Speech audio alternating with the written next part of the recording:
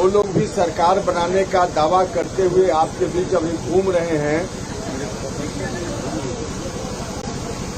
उनमें से अधिकांश लोगों को आपने देखा है, जाना है, परखा है और यहाँ तक कि भुगतने का भी काम किया है।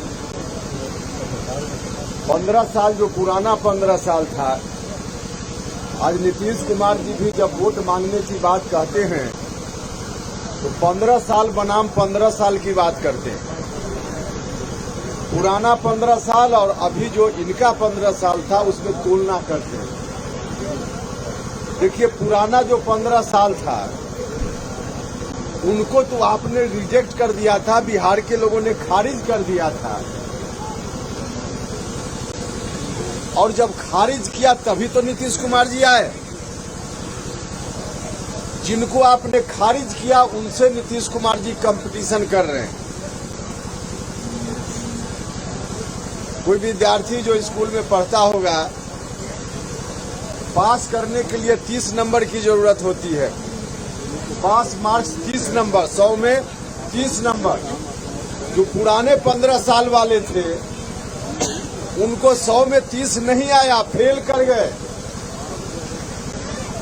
अभी बता रहे थे रणविजय बाबू की कहाँ हैं, आप लोगों को मालूम है, बताने की जरूरत नहीं कहाँ है, क्यों है वहाँ।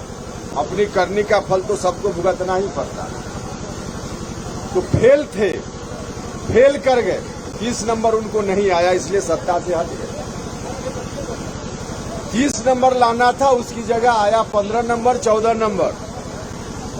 अब नीतीश जी आए, 15 साल इन्होंने भी राज किया, अब उनसे कंपटीशन कर रहे हैं कि भैया तुमको 15 नंबर आया था, हमको तो 18 नंबर आया है। अरे 15 नंबर हो या 18 नंबर हो बड़े भाई नीतीश जी, दोनों आप फेल है, 30 नंबर वाले कोई नहीं है। तो फेल विद्यार्थी से नीतीश जी कंपटीशन कर रहे हैं, फेल विद्यार्थी से कंपटीशन कर रहे हैं। अगर उनको बताना है तो बताएं ना, हम पूरे बिहार की बात नहीं कर रहे। नीतीश जी को मेरी चुनौती है, नीतीश जी बिहार में जितने सरकारी विद्यालय हैं आप एक स्कूल का नाम बताइए। जितना सरकारी अस्पताल है उसमें एक सरकारी अस्पताल का नाम बताइए। हम एक बोल रहे हैं, पूरे बिहार में एक स्कूल और एक सरकारी अस्पताल जिसमें नीतीश जी गरज कर कहे यह हमने बनाया है 15 साल में ऐसा मॉडल स्कूल, 15 साल में ऐसा मॉडल अस्पताल, इसी तरह का हम आगे और बनाने का काम करेंगे, इसी तरह का बनाने का काम। गरीबों के लिए बिहार में अगर कोई गरीब आदमी बीमार पड़ जाए, पैसा नहीं तो पटना जाता है, पीएमसीएच में जाता है। अंतिम ठिकाना पीएमसीएच में। एक पीएमसीएच की हालत सुधार नहीं कर पाए 15 साल में, तो नीतीश जी कौन सा काम आप अस्पताल के बारे में। एक भी सरकारी विद्यालय बताइए ना, जिस सरकारी विद्यालय को मॉडल के रूप में नीतीश जी कहें कि हम ऐसा ही विद्यालय बिहार में और बनाने का काम करें। एक भी उदाहरण नहीं। जब 15 साल में एक भी आपने नहीं किया तो आप फेल विद्यार्थी से कंपटीशन करके चाहते हैं कि जनता को फिर झांसा दे दे। फेल विद्यार्थी से कंपटीशन नहीं, आपको कहना चाहिए था कि उनको 15 नंबर आया था, हमको 60 नंबर आया, 80 नंबर आया। तो आज नहीं कहें, क्योंकि नहीं किया। तब भी सरकारी स्कूल में पढ़ाई नहीं होती थी, अब भी सरकारी स्कूल में पढ़ाई नहीं होती। तब भी सरकारी अस्पताल में गरीब लोगों का इलाज नहीं होता था, आज भी गरीब लोगों का इलाज नहीं होता। आपने मुझको प्रतिनिधि बनाया था पिछला 5 साल। गरीब लोग बीमार पड़ते थे, गंभीर बीमारी, किसी तरह से अब पेट काट करके कर्ज लेकर के लोग दिल्ली जाते थे एम्स में इलाज कराने के, किसी तरह से जाते थे। भरा रहता है दिल्ली में, सभी सांसदों का घर भरा रहता है, गरीब लोग जो बिहार से जाते हैं इलाज कराने। जिस अस्पताल में लोग एम्स में जाकर इलाज कराते हैं वो कोई प्राइवेट अस्पताल नहीं है, सरकारी अस्पताल। तो जब सरकारी अस्पताल दिल्ली का अच्छा बन सकता है तो बिहार का सरकारी अस्पताल अच्छा क्यों नहीं बन सकता है। हम विभाग के मंत्री थे केंद्रीय विद्यालय वह विभाग चलाता है, नवोदय विद्यालय चलाता है। हमने कोशिश की गोह विधानसभा क्षेत्र के अंतर्गत देवकुंड में केंद्रीय विद्यालय को स्वीकृति हमने दिला दी, पास हो गया केंद्रीय विद्यालय।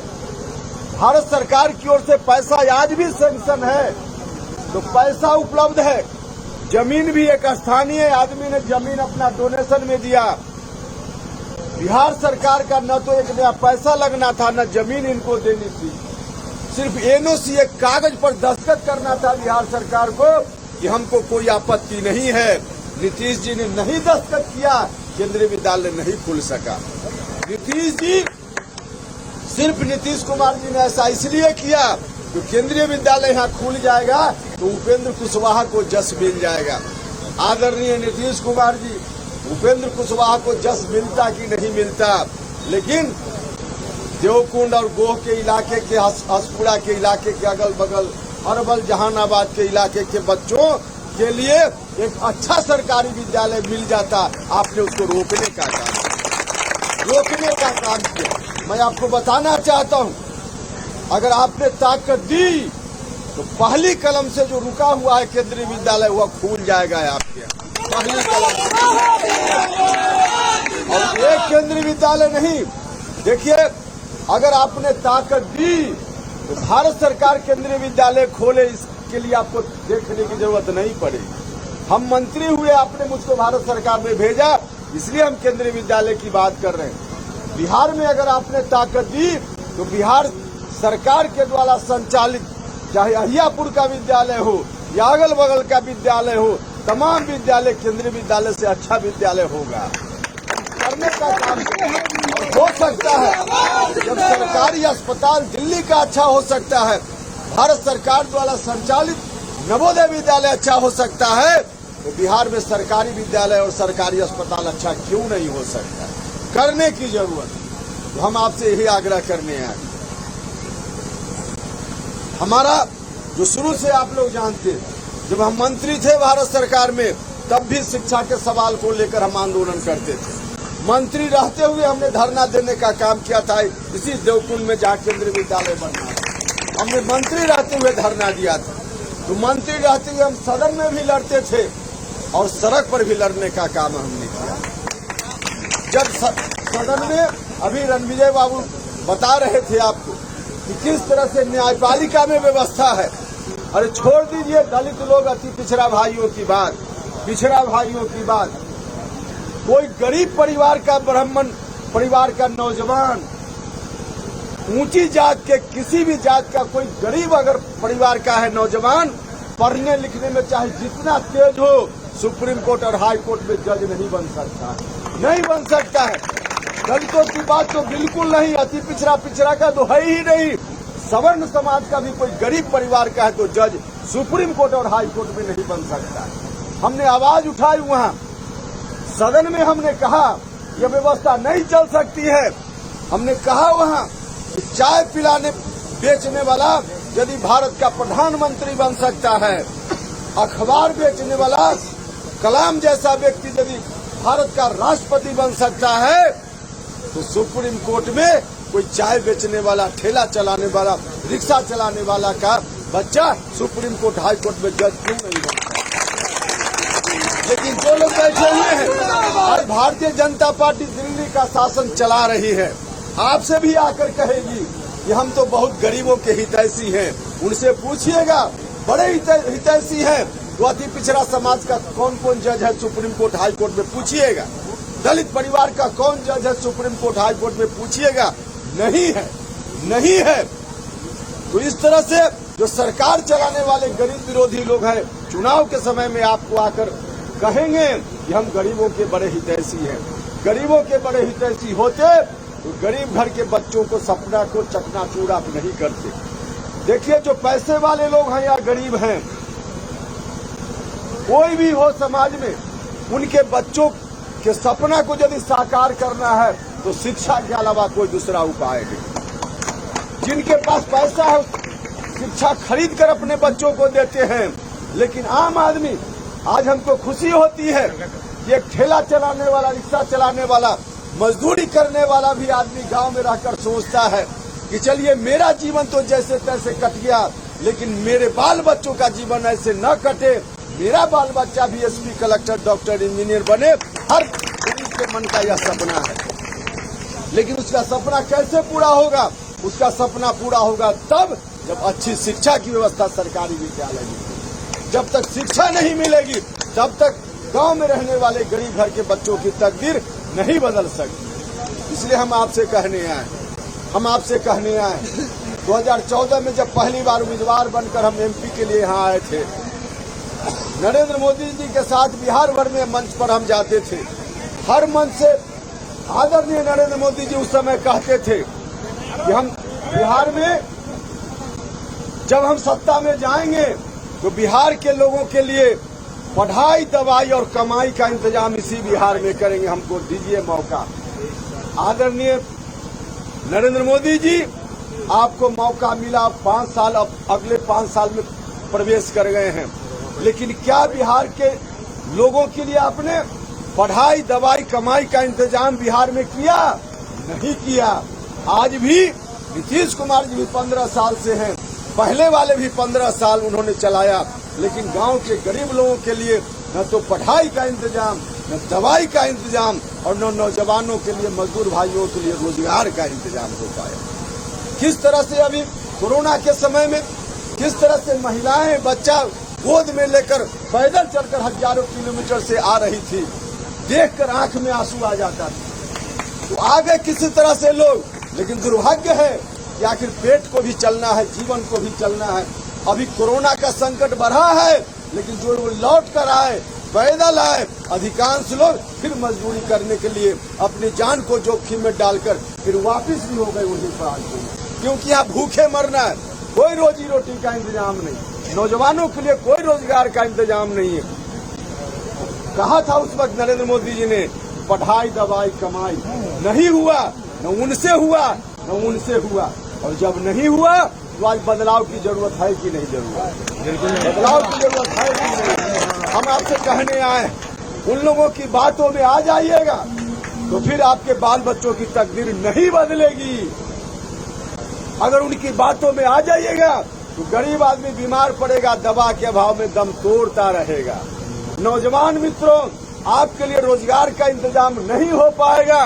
जो शिक्षक बंधु होंगे, अच्छे शिक्षक भी हैं, स्कूल में जो भी शिक्षक बहाल हैं, पढ़ाई लिखाई अच्छी नहीं हो रही है। इसके पीछे एक बड़ा कारण है कि मास्टर साहब अब सुप्रीम कोर्ट, हाई कोर्ट की दौड़ लगाए कि बच्चों को पढ़ाने का काम करें। मास्टर साहब को समय पर वेतन नहीं मिलता, समान काम के लिए समान वेतन। हम इस बात के हितैषी रहे, शिक्षक जब तक परेशान रहेंगे तब तक बच्चों की पढ़ाई लिखाई स्कूल में नहीं हो सकती। तो शिक्षकों के सवाल को भी सुलझाने का काम करना है। आपने मौका दिया, हर तरह से शिक्षा की व्यवस्था को दुरुस्त करने का काम किया जाएगा। इसलिए आप लोगों से कहने आए, बदलाव जरूरी है, अपने लिए, आपके लिए बदलाव जरूरी है। और 15 साल यदि बड़े भाई को आपने दिया, कुछ नहीं किया, मंझले भाई को भी 15 साल दिया, कुछ नहीं किया, तो छोटे भाई को 5 साल तो कम से कम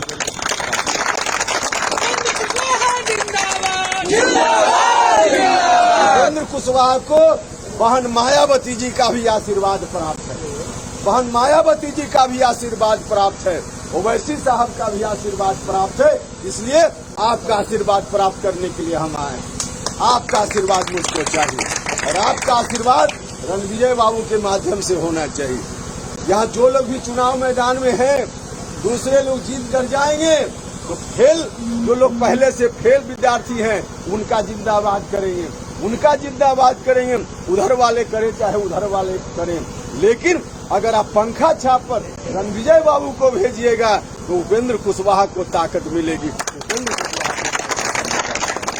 इसलिए आप सब लोगों से आग्रह, इधर उधर की बात मत सोचिएगा, सीधा अपने बाल बच्चों की तकदीर को ध्यान में लाइएगा।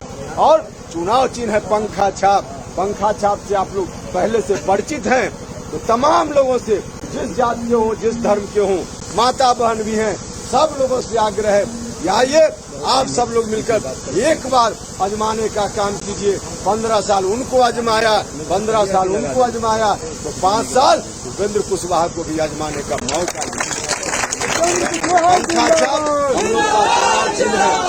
उम्मीदवार रणविजय सिंह जी हैं।